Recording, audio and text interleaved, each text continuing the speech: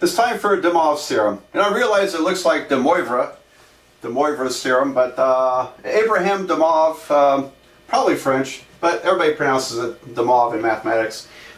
He came up with this theorem, at least it got his name on it, around 1730, but the source I read said that this was kind of known as early as 1710. So this was in the within a couple of decades of calculus getting started, and so people's knowledge of mathematics and complex numbers was expanding. Complex numbers, by the way, didn't take off really easily. They were kind of acknowledged, I think, at some point, screwed to negative numbers, but people might acknowledge them and they say, well, what use are they? Well, it was in the 1700s that people started finding a use for complex numbers. And they show up in any study of vibration or oscillation, in engineering, for example, and that's one good place where they show up. And of course, they end up in a lot of areas of mathematics. Complex analysis is a major branch of mathematics, and is still, to my knowledge, a lot of research still being done in complex analysis.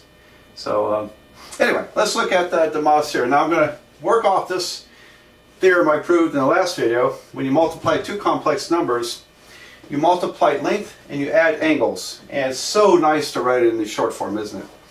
So nice. Now, if these two numbers were the same, if I multiply z times z, that's z squared, I would get r times r squared, CIS, and theta 1 plus theta 2 would actually be theta plus theta is 2 theta. So if you raise a complex number to the second power, you're squaring the length and you're multiplying the angle by 2, or doubling the angle. It can be shown with a little more work that z cubed would be, well, it's not so bad. Let's see, z cubed would be z times z squared. So we already have r squared up here. We have z squared figured out. So this would be r cis theta times r squared cis 2 theta. And so now when I multiply, I'm going to get r cubed cis 3 theta, because we add theta plus 2 theta to get 3 theta. So a complex number to the third power is the third power of its length times the cis cosine theta plus I sine theta of 3 times the angle. Alright, so what do you expect that z to the fourth would be? R to the fourth cis 4 theta. Of course it is. Now, I cannot prove Demov's theorem formally to you without you knowing about the principle of mathematical induction. So that's a little more advanced math topic, math induction. I do get to teach it in a linear algebra course that I teach, and also introduction to mathematical proofs. There are a few college algebra courses out there where people learn math induction, but not at my college. Anyway, so mathematical induction is a way of extending this so you could prove literally that it works for any integer power n. So z to the n, and I should say positive integer, z to the n would be r to the n cis n theta.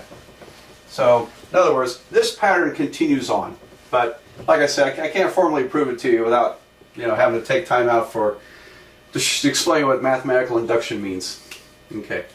All right, so there you are. Wonderful, wonderful theorem. And now this is for n greater than 0 and n equal to an integer. Integer. There we go. Would it work for n equals 0? Yeah, it probably would, because if I have a complex number to 0, I expect to get 1. R to 0 is 1. Cis of 0 ends up being 0. So I guess I could say greater than or equal to 0. What about negative n? I've never looked at it. Don't know. That'd be interesting. Interesting to see. Does it work that way too? And it might work for all integers. I may come back and report to you. Okay, I haven't given that a lot of thought, but if I had z to the negative 3, would it work? I think it might. So we may have to amend our theorem up there and say it works for any integer, negative or positive. All right, so might get back to you on that.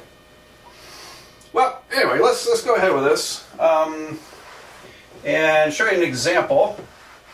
Who would do this? Well, I'm not an authority on engineering, but I've taught a engineering class engineering math at our college called technical math, and in that course it's sort of like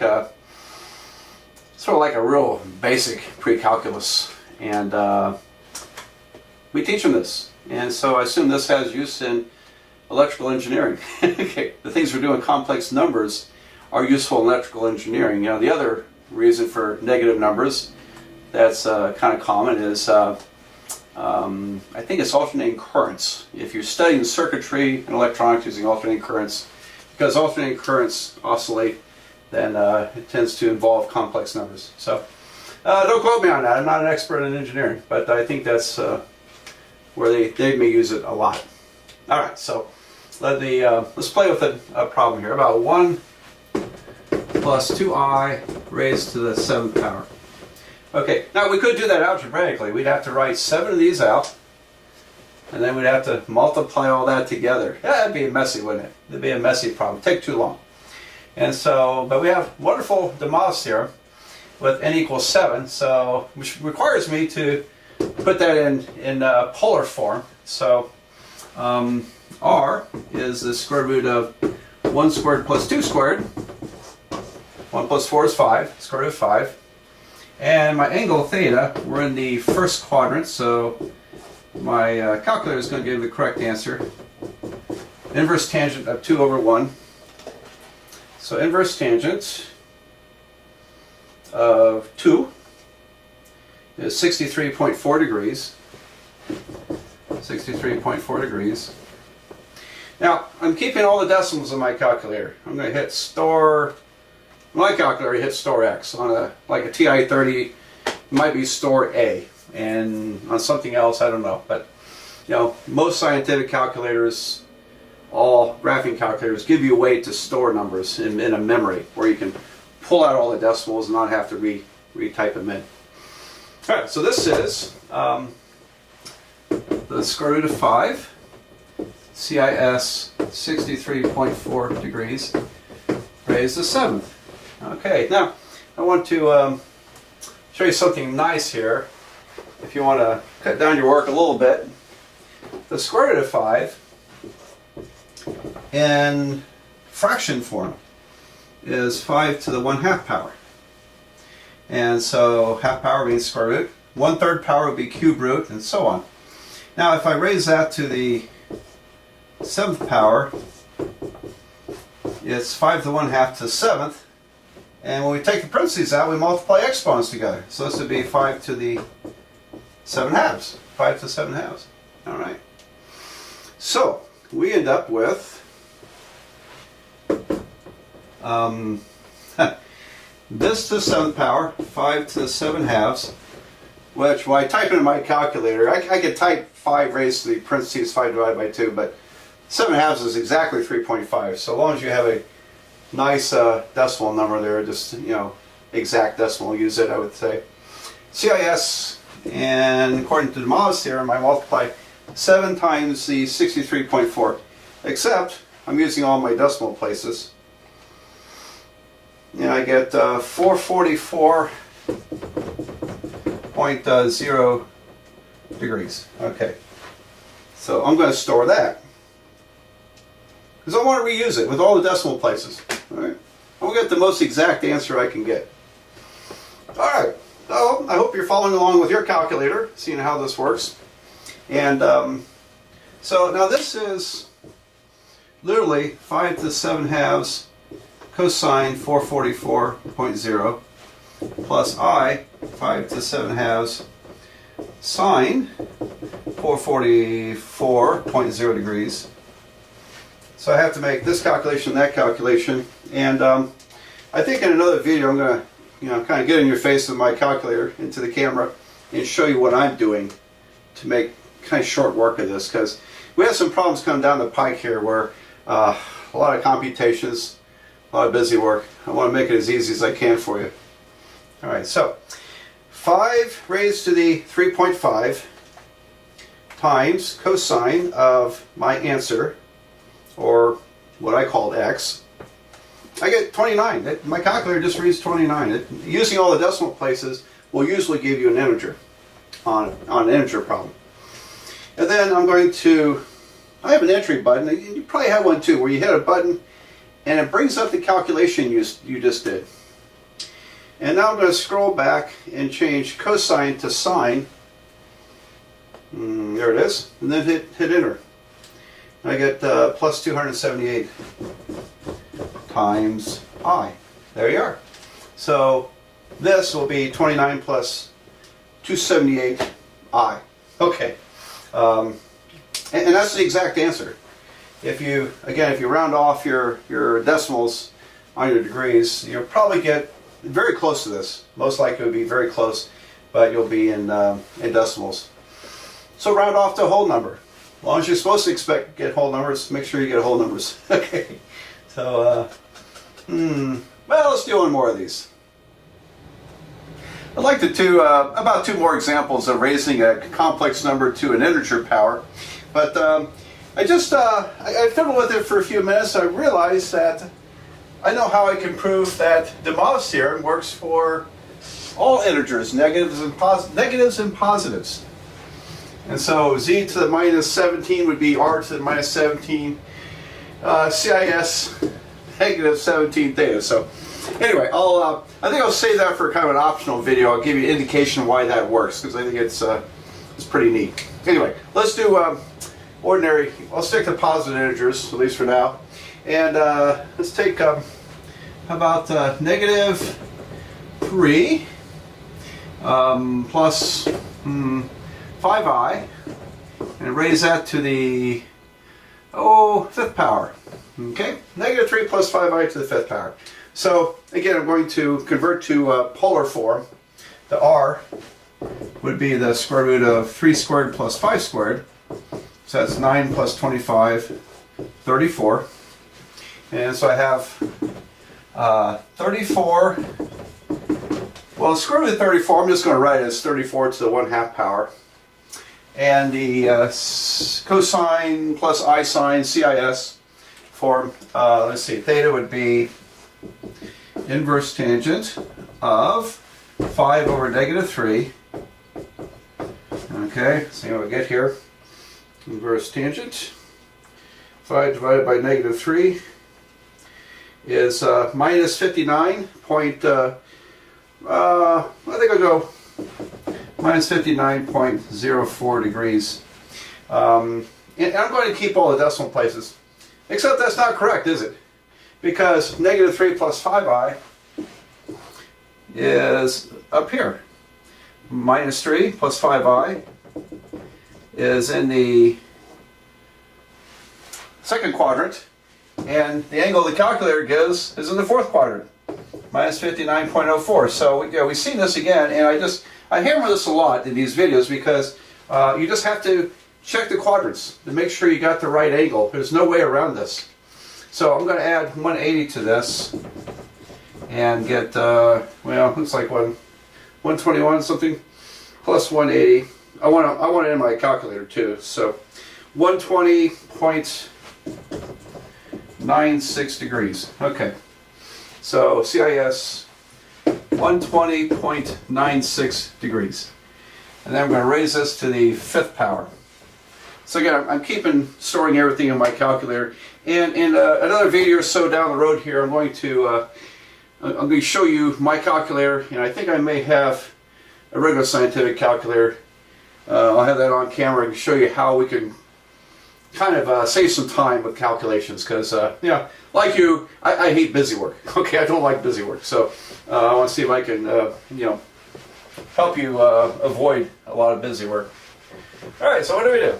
This would be 34 to the 1/2 raised to the 5th, so I multiply exponents. 34 to the 5/2, and CIS, multiply that degree number by 5, and I get 604 1.82 degrees. But I got it all in my calculator, so I'm going to stir all the decimal places again. I just like to work with the greatest precision I can. And this is 34 to the 2.5 power, so we can save a moment here. 35 raised to the 2.5, exactly, times the cosine of my angle. So cosine of this times 34 to the 2.5 is minus 2,868. And then I'll repeat that with sine. Sine, there we go. So it's 34 to the 5 halves times the sine of this angle times letter I. And so that's exactly minus 6100 I. So there you go. It's a big number, but probably not too surprising, because this is almost 6 units away from the origin. If you raise 6 to the 5th power, you get a pretty big number. And then, of course, the angles are a little unpredictable until you get into these details. But there we go. Now, one more. And again, I have to, I feel like I need to, because I've taught this for so many years, I need to remind students that if you have integers raised to integer power, you're going to get integers. So if you're not using all the decimal places in your calculator, make sure you round it to the nearest integer. Oddly, rounding to the nearest integer actually will give you the exact precise answer. So, alright, I want to do one of these where it's not integers and inside here, and we'll take a look at that. It's really a beauty to this this subject I'd like to show you. So bear with me, we'll come up with another problem. I would like to try negative square root of 3 plus I raised to the 6th power. And I deliberately chose this one because this involves a friendly angle, 150 degrees. And we can actually look at a circle and count and get this answer. How about that? But anyway, I'll do it the official Demos's theorem way here, just for starters. And again, you know, as usual, we're going to convert this complex number to the polar form. So r would be the square root of, okay, so we're going to square negative square root of 3, that's literally the square root of 3 squared, plus 1 squared from 1i. And this gives me 3 plus 1 is 4, so I get the square root of 4, which is 2. Alright, so that's pretty nice. It's 2 times something. CIS, what's the angle? Okay, well, theta is the inverse tangent of 1 over negative square root of 3. And, yeah, that's the same as the inverse tangent. If you were to rationalize denominators here, it's minus square root of 3 over 3. So you might recognize that as one of the friendly angles. And that would be, on a unit circle, it would be going down this way. And your calculator would give you negative 30 degrees. But because minus square root of 3 plus I, minus square root of 3 plus I is in the second quadrant, we have to add 180 degrees to it. So this is really 150 degrees. Okay. So I don't know, I did 2 problems in a row where I was in the second quadrant. I'll mix it up some more in other videos, because you don't always add 180 degrees to the angle. Okay, so let's see. Let me erase this. Okay, now we'll go from here, and I have to raise this to the 6th power. Okay, so let's see what we get. So I'm going to take 2 raised to the 6th power. So that's equal to 2 to the 6th. CIS, and 6 times 150 is 900 degrees. Okay, now we can, you know, punch that in a calculator, or if you start messing with 900, you subtract 360. That brings it down to 540 degrees. Subtract another 360, and we're down to 180 degrees. So this is 2 to the 6th, which incidentally is 64. Yeah, 64. CIS, and then 180 degrees. So 64 times the cosine of 180. Well, cosine of 180 is -1, and sine of 180 is 0. So this ends up being 64 times -1, -64. And then we get plus I times the sine of 180, that's I times 0, plus 0. So the answer is -64. How about that? -64. Now, I want to show you, it's kind of a pretty problem when you think about it. We didn't have to do any of that stuff. Okay. Well, kind of we did, but if I plotted this point out, so let me, I'll do it here. Alright, so now it is minus the square root of 3, comma plus I. So it puts it up about here. So if you know that it's at 150 degrees, and the radius or absolute value is 2. So if I raise this to the 6th power, I'm going to raise the length to the 6th power. I get 64. And then I multiply this by 6. So let me see. If I had 150 degrees, I'm at 300 degrees. That's 2nd power. 300 degrees plus 150. I can see it's going to get complicated. It's going to bring me up to there, 90 degrees. And then add 150 again. I'm at 210. So this is 1st power, 2nd power, 3rd power, 4th power. Add 150 to this. Am I messing this up? Probably. Let's see. No, 240 degrees. Okay, so it's down there. 240 degrees. That's the 1st, 2nd, 3rd, 4th. All right, this is looking complicated, isn't it? Okay. Add 150 degrees of this, and 390. I'm at 30 degrees. I'm over here. So here's the 5th power. And then one more time, add 150, I'm down to here. 180 degrees is the 6th power. So my point is that we're going around the circle, a couple of times. So very, very nice, very nice. We're just rotating around the circle every time we increase the power here. All right. I don't know if you got anything out of that. I like to show things like this, that raising it to a power is literally spinning around a circle, and because we're multiplying the angle by a power, by a number, and so that rotates us around the circle. Okay, well anyway, that's it, and yes, this could be done quite the conventional way, and but I just wanted to show you a little bit extra there. Let's see.